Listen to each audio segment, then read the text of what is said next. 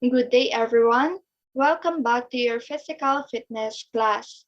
And for today, we are going to discuss about skill-related fitness components. And at the end of this lesson, you are supposed to, number one, determine the different skill-related fitness components of physical fitness. Number two, understand the importance of developing each specific component. Number three, discover and relate different activities and sports that develop the different skill-related fitness components.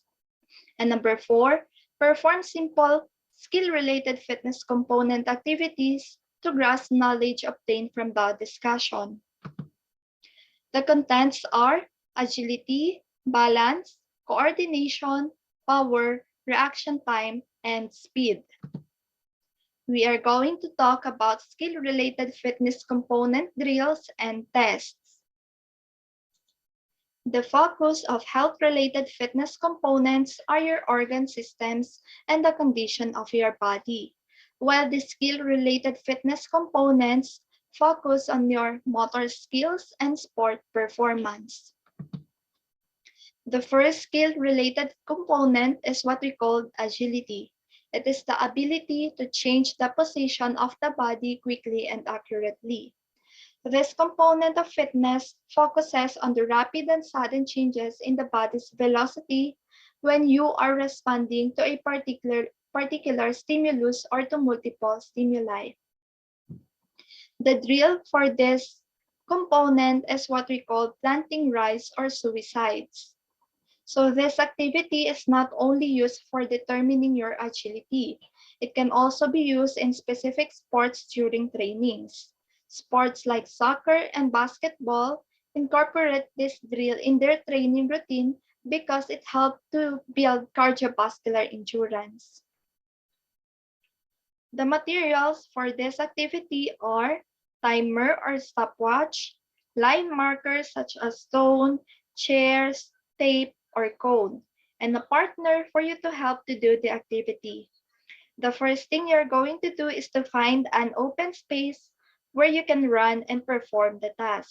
So it could be a basketball court, a park, or an empty parking space. Then second, divide the open space into 4 equal parts with approximately 4.5 meters in distance. Third, mark your starting line or mark it as point 0. Then perform a quick warm-up exercise or you can do jog for 10 minutes. Before you start the activity, make sure that your partner already set the time into 5 minutes. For step 1, from point 0, run towards point 1 as fast as you can and upon approaching it, touch the ground or the marker.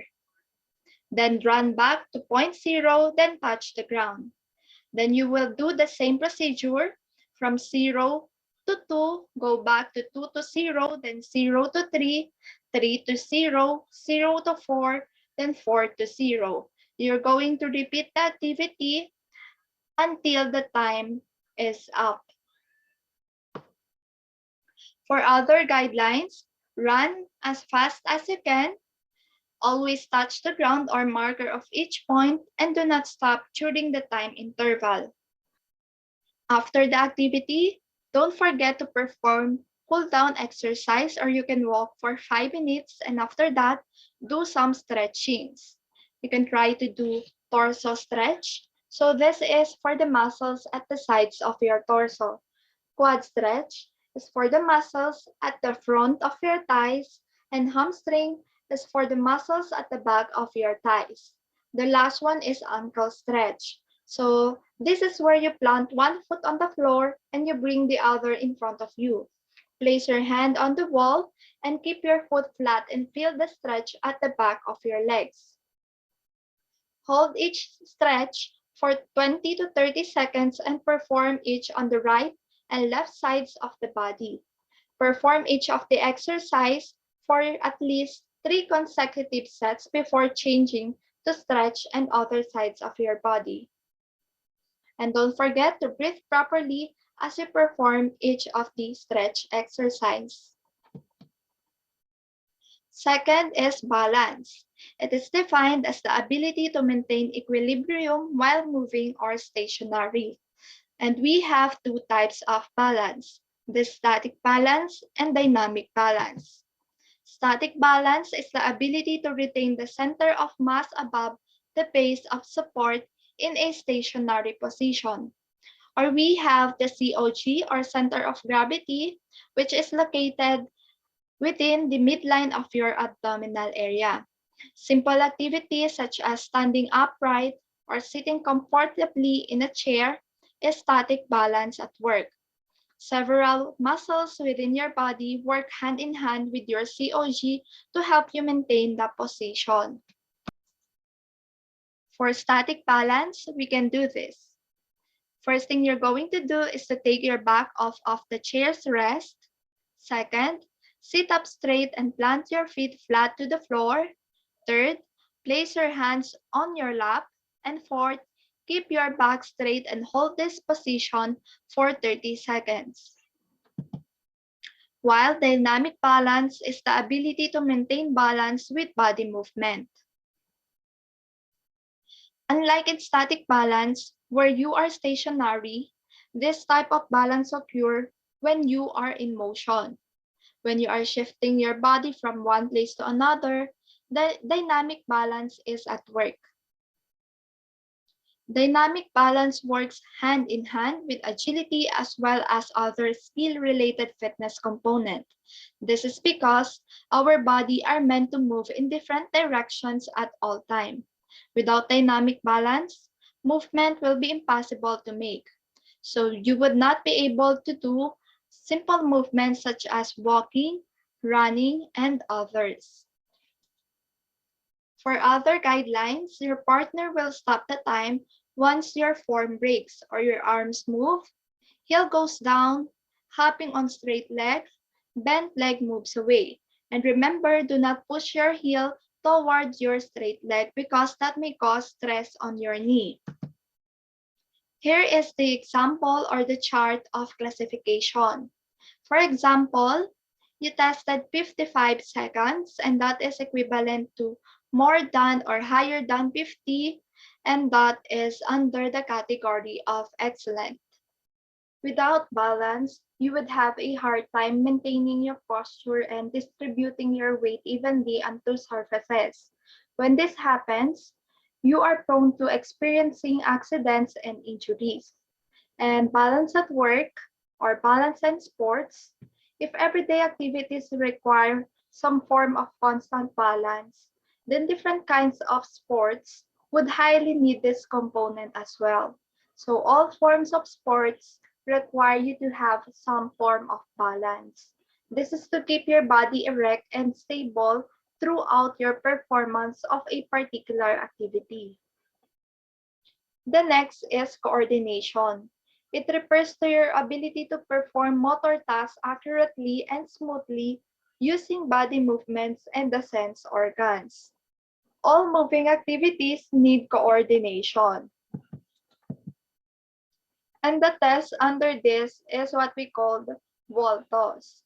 Or the equipments needed are the tennis ball, flat wall, measuring tape, marker, stopwatch or timer, and a partner's help. The first thing you're going to do is to measure 2 meters or 3 feet from the wall. Then set the time to 30 seconds. Let's say, for example, this is you, and this is your right hand, and this is your left hand. And let's say that you are handling the ball in your right hand.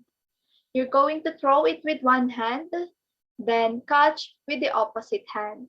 So left to wall to right, right to wall to left until 30 seconds ends. Count your score during the test. Here are some other guidelines.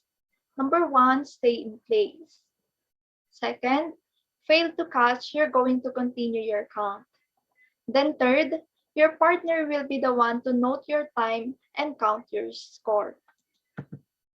So this is the classification chart where you can find your rating. Let's say, for example, you perform 32 catches for 30 seconds. And 32 is in between 30 to 35, and that is equivalent to good rating.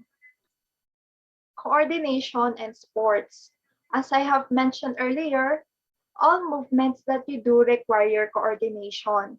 Be it the simplest or the most complex task, it will be impossible for you to perform movements without the coordination of your senses and your body. Just like your everyday walking activities, all sports need skill-related fitness component of coordination. Next is power. It refers to your ability to exert force rapidly. So it is a component of fitness that usually involves movements that are explosive in nature. When you perform bursts of actions and you exert maximum effort, then power is at work. So there are two elements of power. The first one is power is the result of both strength and speed. So without the strength, you cannot have the power. And without speed, you also cannot achieve power. The second element is that power is highly associated with the health-related fitness components of muscular endurance and muscular strength. So in order to develop your power, you must first develop your muscles, overall endurance and strength as well. So this way, the action potential of your muscles will adapt to the change of stimulus you will present it to. The activity for this is what we call vertical jump test. What you need to have are tape measure, chalk, flat wall, and a partner. So the first thing you're going to do is to stand and reach your height. Make sure that you are holding a chalk for you to mark your maximum point. Then keep elbow distance. This is for you to avoid the incidents or accidents that may occur, and do the sit and swing. Jump as much as you can or as high as you can and mark the highest point. You are going to execute this activity for 3 times, and you are going to get the highest point that you performed. Let's say, for example, point A is your highest point, and from point 0, that is 32 centimeter. And for your rating, since 32 is in between 31 to 40, and you are the one who performed the activity is a female, so the rating is average. So let's say, for example, the male also got the same score, which is 32. So it is in between 31 to 40, and that is below average. There are some activities that could help you to develop your power. For example, we have here this squat, and it is the most basic lower body exercise which involves a lot of large muscle groups. And the second is what we call the alternating lunges. So the focus of this exercise is primarily targeted at your hamstring muscles. Again, there are two health-related fitness components that are related to your power. So they are the muscular strength and muscular endurance. They work together on how they are able to exert the much needed force you need in an activity. Without these two health-related fitness components, you won't be able to perform explosive movements in your everyday activity. So without the power, you won't be able to perform tasking or tiring activities that require much of your effort, such as lifting, pushing, and pulling. In exercise, explosive and quick movements like jumping, spiking a ball, throwing an object are activities that need power. So without the power, we are not able to perform this kind of sports. The next is reaction time, and it is your ability to respond and react quickly to a certain stimulus. So this skill-related fitness component is very critical in sports because it gives you the capacity to think and act quickly about a given stimulus at a given period. The activity for this is what we call ruler drop test. And you need to have yardstick and the help of a partner. The first thing you're going to do is to sit in an armchair and position this way. Your partner will place the yardstick above your fingers, and once you are ready, he will release the ruler from his hands and let it drop. What you need to do is to catch the yardstick as quickly as possible. Then record which part of yardstick your finger will touch. You're going to execute this activity for 5 times. And let's say you catch 2, 4, 6, 8, 10. Then you're going to record the lowest mark, which is 2. So reaction time and genes. Studies have shown that this component of fitness is more of an inherited trait. So a skill that is innate in you, meaning you acquire this trait because one or both of your parents have a quick reaction time. Next is speed. It is the ability to perform movement in the shortest time possible. And the activity is what we call 20-meter dash. So from the starting line, you're going to measure 20 meters and your partner will place on your finish line.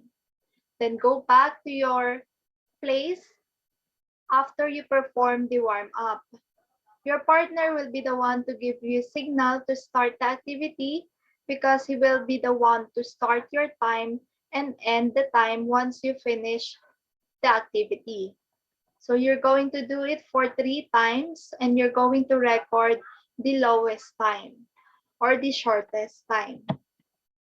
So same with the previous one, it can be genetic or hereditary traits.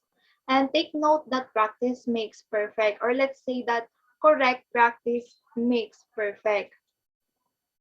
So again, the 6 skill-related fitness components are the agility, balance, coordination, power, reaction time, and speed. Be reminded that 30 is the magic number, so you can do 30 minutes of physical activity for 3 to 5 times a week. So that's all for today. Thank you so much.